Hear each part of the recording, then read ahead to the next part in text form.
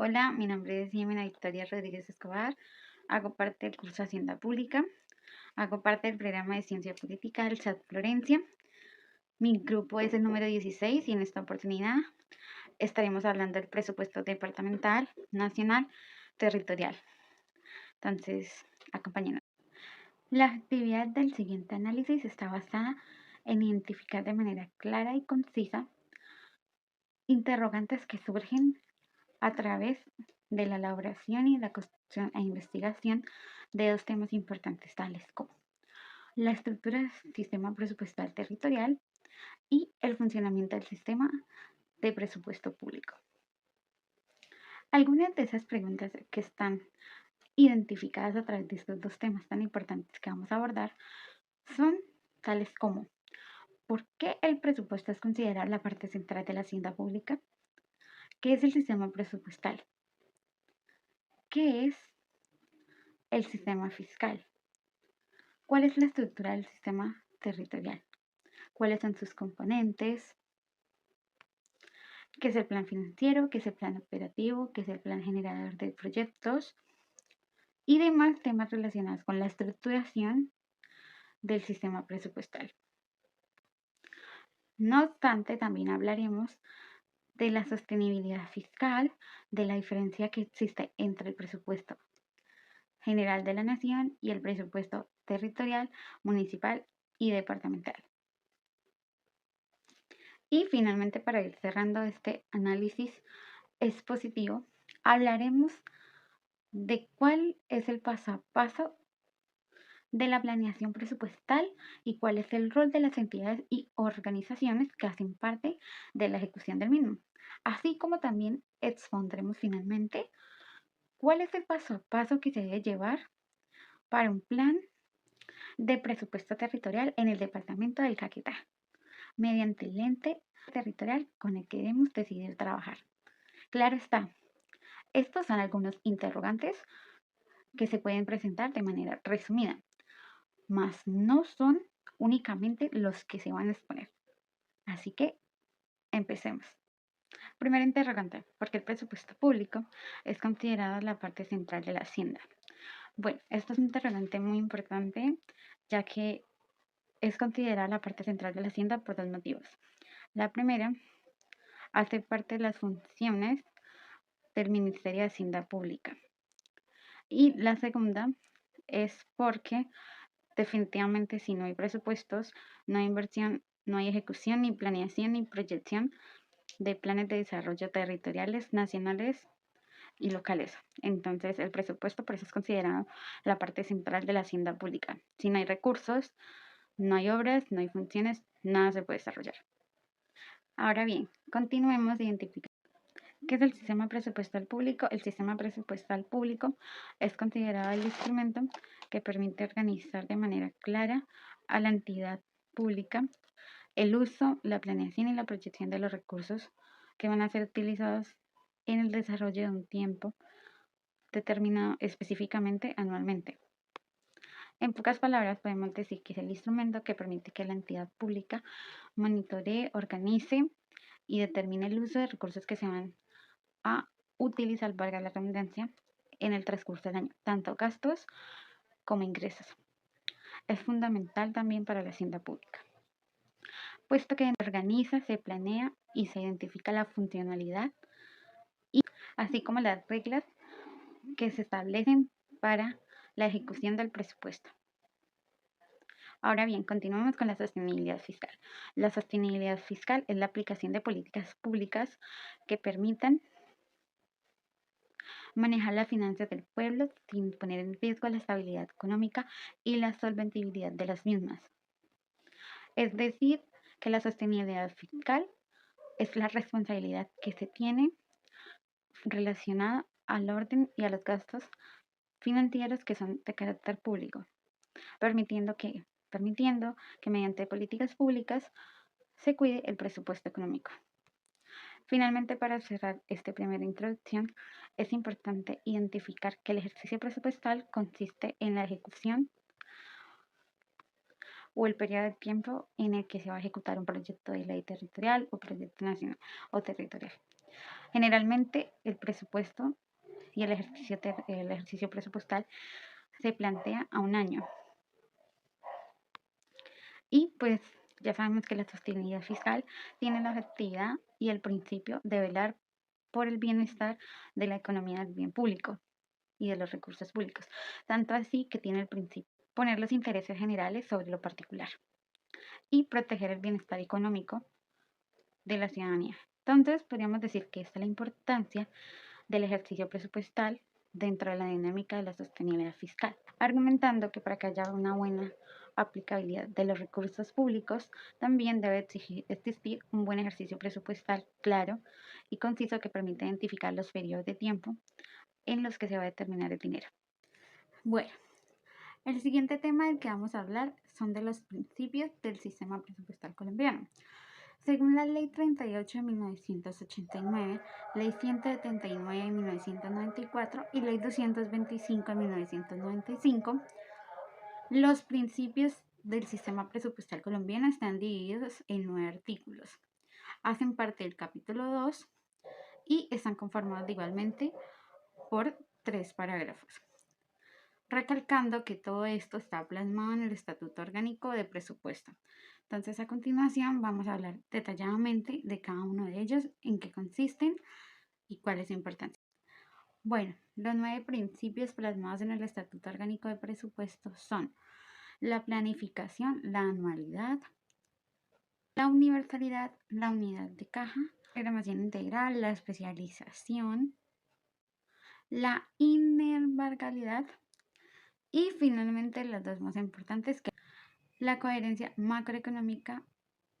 Entonces, a continuación vamos a hablar de cada una de ellas.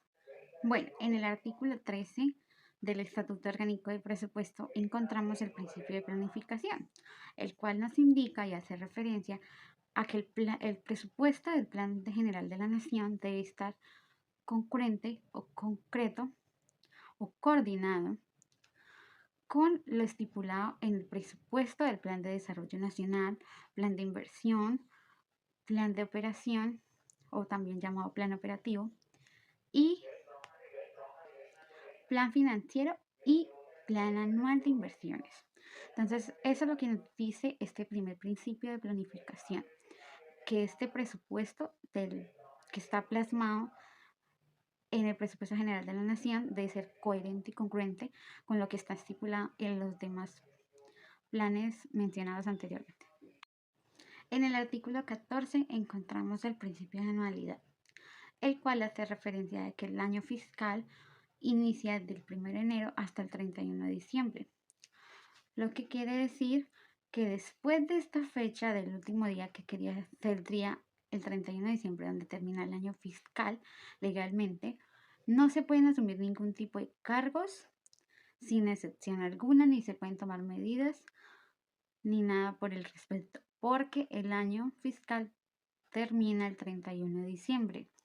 De ahí en adelante, los saldos de apropiación que no se vencieron, no se utilizaron y que fueron plasmados para el uso dentro del año caducarán totalmente. Entonces, ¿qué dicen? Ya sabemos, el año fiscal desde el 1 de enero hasta el 31 de diciembre.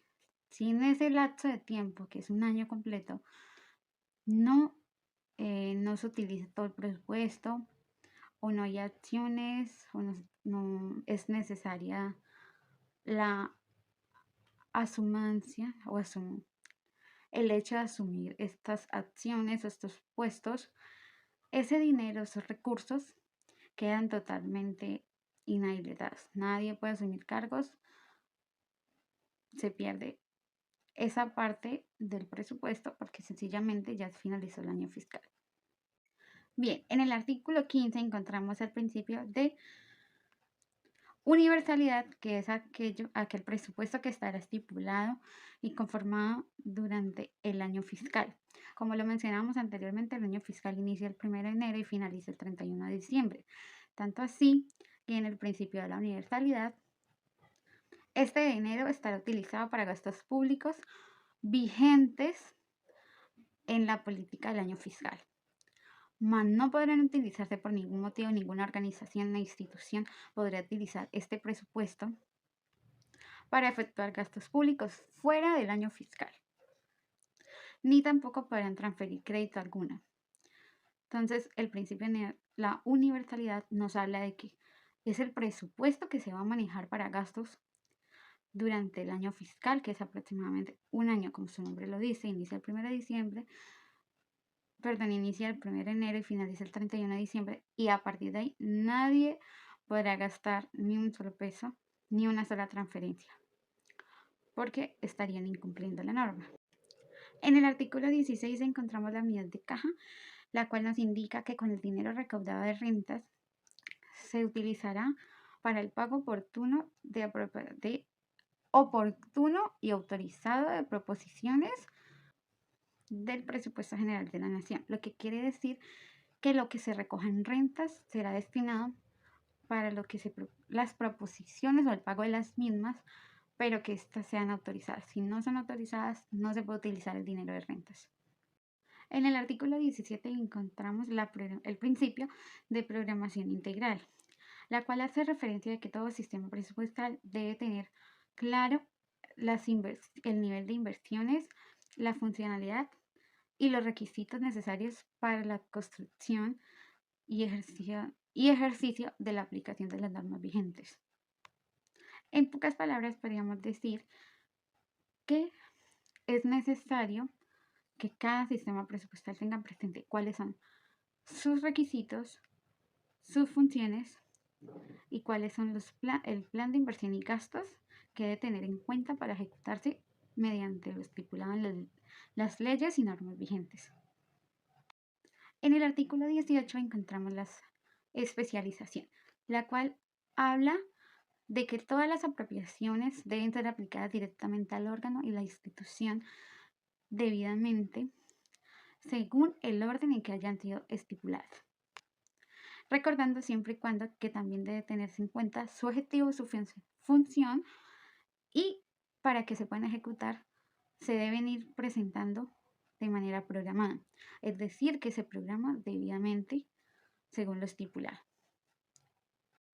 Ahora bien, en el artículo 19 encontramos el principio de embargabilidad, el cual nos indica que según el decreto nacional del estipulado en el 2007, no pueden ser embargables las rentas que estén y el presupuesto que esté estipulado dentro del presupuesto general de la nación, pero también nos hace referencia a las funciones que deben tener los funcionarios de las mismas, resaltando que ni los derechos ni los bienes de las instituciones y órganos incluidos dentro del mismo pueden ser embargables.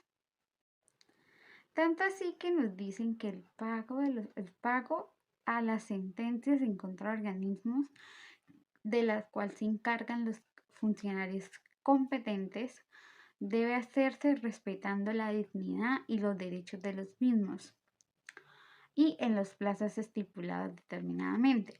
Pero también nos hablan que los funcionarios judiciales deben abstenerse de realizar sentencias o procesos de embargo que no cumplan con lo dicho en el presente articulado y serán reconocidos como mala conducta. Bueno, según el artículo 20, encontramos el principio de coherencia macroeconómica, la cual hace referencia y nos indica que el presupuesto debe ser coherente y adecuado frente a las metas fijadas por el Gobierno Nacional y el Banco de la República. En pocas palabras, el presupuesto no puede ser mayor a lo estipulado por el Gobierno y el Banco de la República, que es el encargado del dinero en Colombia. Bueno, finalmente en el artículo 21 encontramos la homeostasis presupuestal, la cual hace referencia a que el valor total de ingresos por rentas debe mantener la distancia entre el crecimiento real del presupuesto integrado por el total de ingresos de rentas y créditos adicionales, debe mantener una previa distancia con la macroeconomía del país para que ésta no genere un descontrol económico. ni desequilibrio alguno en tal caso de presentarse. Bueno, este ha sido el desarrollo del segundo fragmento de inquietudes. Ahora procederemos con la tercera parte en el resto del video. Gracias. Bueno, el siguiente tema que vamos a tocar será el de la estructura del sistema presupuestal colombiano y cada uno de sus componentes. En él vamos a enfocarnos en lo siguiente. Vamos a dar inicialmente una definición de qué es el sistema presupuestal colombiano, cuáles son sus objetivos, y ahí sí procederemos a dar a conocer sus componentes y a qué hacemos referencia con cada uno de sus componentes. Entonces, acompáñenos. Bueno, el sistema presupuestal colombiano puede considerarse como el elemento o el objeto financiero más importante para las diferentes políticas fiscales, pues en él está la objetividad o está el objetivo de plasmar, organizar, dividir el gasto público, su financiación y las diferentes reglas que se deben imponer para la correcta ejecución. Ahora bien, vamos a conocer un poco los objetivos del sistema presupuestal colombiano, los cuales también son altamente importantes. Como primer objetivo encontramos que el sistema presupuestal colombiano busca tener un equilibrio entre ingresos y gastos en la economía. ¿Para qué? Para tener una economía estable a mediano plazo. Es decir, es decir, que cuando hablamos de un equilibrio, es decir, que todo lo que ingrese y lo que se gasta sea equitativo, que haya una correcta balanza entre estos dos presupuestos, por así decirlo, para que no haya ningún inconveniente más adelante en la economía. Ahora bien, otro de los objetivos que tiene el sistema presupuestal es lograr que se cumpla y se utilicen todos los recursos, pero de manera transparente, sin corrupción, sin ningún caso que pueda llegar a involucrar algún impacto negativo de pronto en la economía. Y finalmente, tenemos que como tercer objetivo el sistema presupuestal es lograr generar ingresos y recursos dependiendo que la importancia de los gastos y, corrijo, es permitir la elaboración o la aceptación de recursos dependiendo de la prioridad de ingresos y la disponibilidad de gastos que tenga el país o la economía colombiana. Ahora bien, vamos a determinar y dar a conocer cuáles son los componentes de este sistema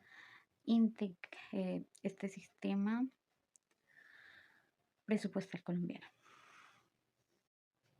Bien, comenzaremos diciendo que el sistema presupuestal colombiano está conformado por tres tipos de planes: el plan financiero, el plan operativo de inversiones y el plan anual de inversiones.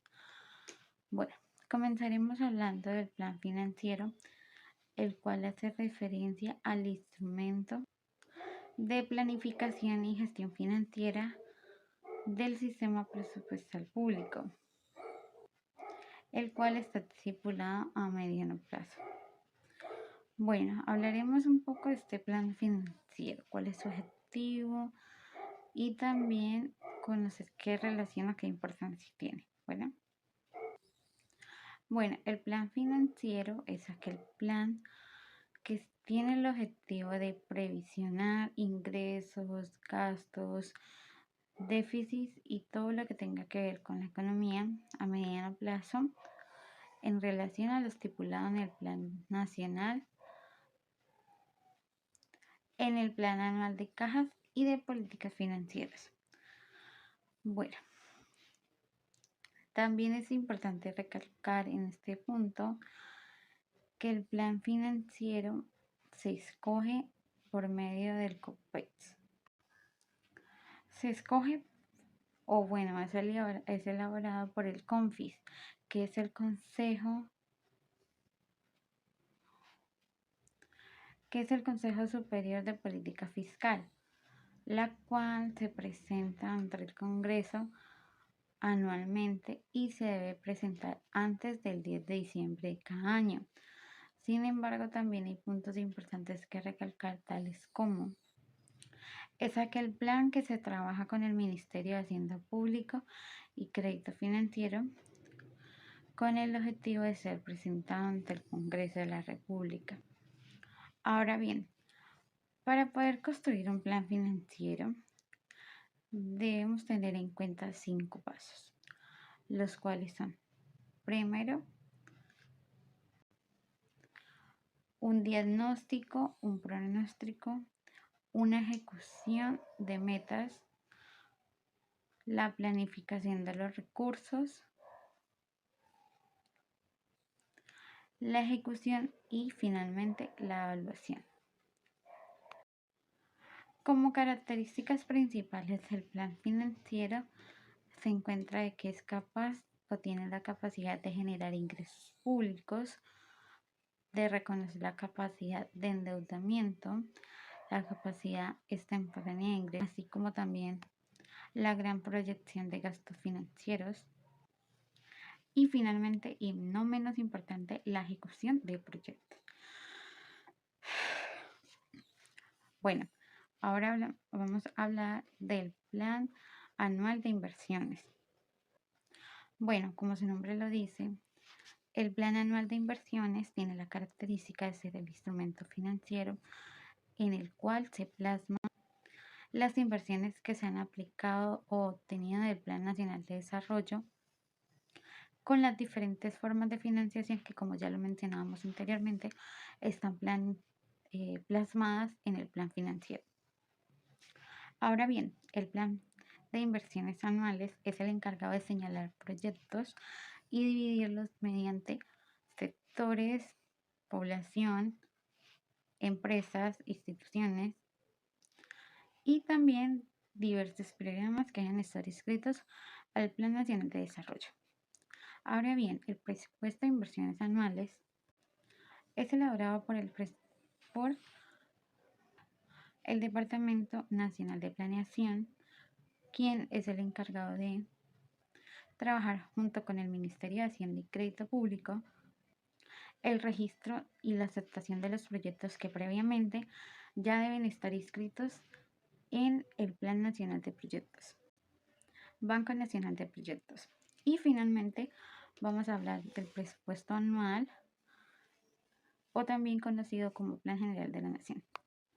Según el artículo 10, decreto 11 del año 1996, se estipuló que el Plan General de la Nación, o más conocida también como Ley Anual